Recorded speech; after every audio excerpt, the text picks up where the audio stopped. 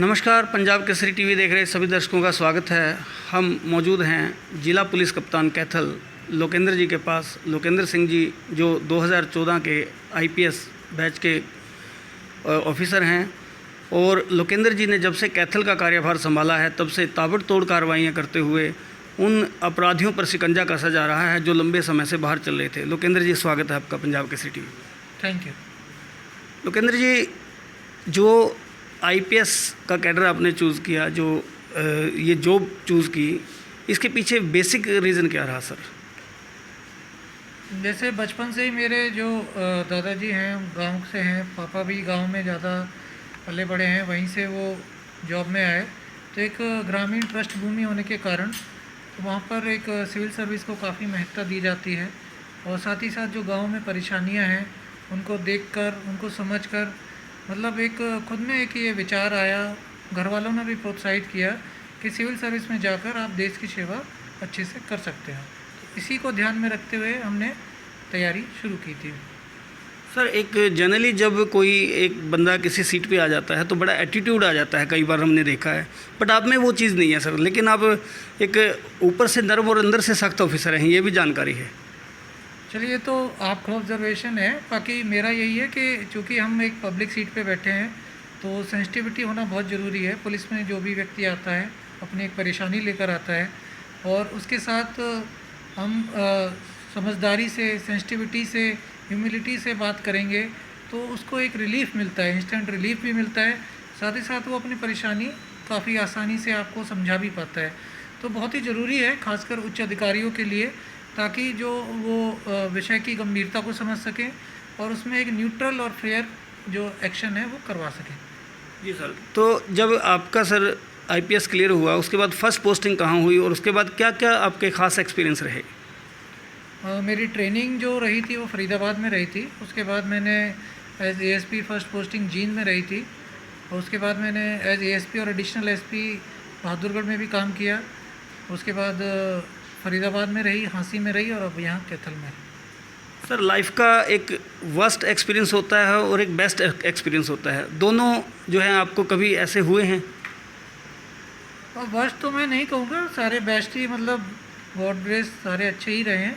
जो भी मेहनत की है उसमें सफलता प्राप्त की है और घर वालों ने काफ़ी सपोर्ट किया और सभी जो परिवार वाले हैं, गांव वाले हैं, उनकी तरफ से भी हमें लगातार एक सपोर्ट रहा, मॉरल सपोर्ट रहा, इंकरेजमेंट रहा। तो अभी तक जो भी कार्य किए हैं उसको कुशलता से करने का प्रयास किया है और आगे भी यही प्रयास जारी रहेगा।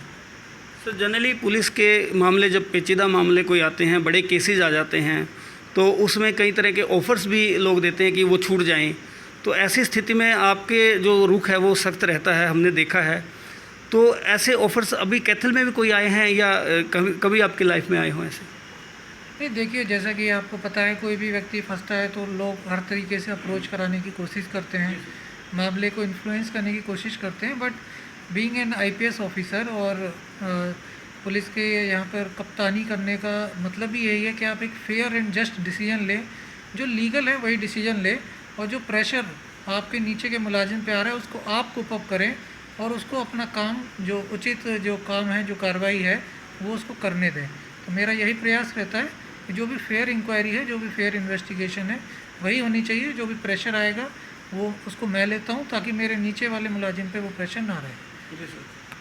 सर, आईआईटी के स्टूडेंट रहे आप, और आईआईटी के स्टूडेंट्स के लिए तो बहुत सारे ऑप्शन होते हैं, वर्ल्ड के जो है अच्छी अच्छी कंपनीज उसके लिए रखती हैं।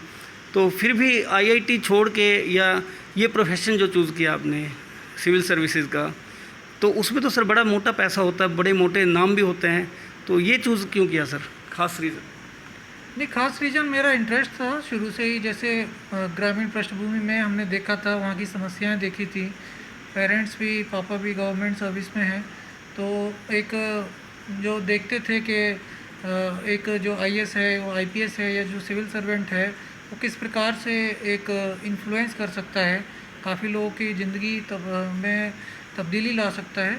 तो वो जो एक अपॉर्चुनिटी मिलती है, जो एक इतने सारे लोगों के ऊपर आप अपना एक कार्य करके अपनी एक अमिट छाप जो छोड़ सकते हैं, वो अपॉर्चुनिटी शायद प्राइवेट सेक्टर में उतनी मुझे नहीं लगा कि उतनी मिल पाएगी। वहाँ पर केवल पैसे के लिए जाते हैं, यहाँ पर एक प्रतिष्ठा बहुत बड़ी चीज़ है, साथ ही साथ एक करियर ऐसा है जिसमें आप सदैव लोगों से जुड़े रहेंगे। जी सर, तो जो सपना देखा था वो फर्स्ट अटेम्प्ट में ही सर साकार हो गया? अब मेरा फर्स्ट अटैम्प्ट में IRS में सिलेक्शन हुआ था, IRS IT में, और फिर उसके बाद सेकंड अटैम्प्ट में मैं IPS में ज्वाइन किया। जी सर। तो अभी कैथल ज़िले में और जो सर क्राइम के जो मामले हैं काफ़ी वैसे आपके आने के बाद कंट्रोल हुए हैं और बड़ी पुलिस द्वारा ताबड़तोड़ कार्रवाइयाँ चल रही हैं, तो अभी आगे का विज़न क्या है सर? आगे का विज़न यही है कि जिस प्रकार से कार्रवाई चल रही है उसको और अच्छा सुदृढ़ किया जाए, जो क्राइम के हमारे कुछ मामले जो लंबित हैं उनको भी निपटाया जाए। साथ ही साथ पुलिस का एक वेलफेयर एक बहुत बड़ा अभिन्न अंग होता है, उस पर भी हमारा फोकस रहता है कि पुलिस कर्मियों को जितनी हम सुविधा दे सकें वो दी जाए, और एक माहौल, भयमुक्त माहौल कैथल में बनाया जा सके, ताकि जो एक क्राइम रेट है उसको फर्दर डाउन ला के बिल्कुल लोग निश्चिंत होकर अपना काम कर सकें। जी सर, शुक्रिया।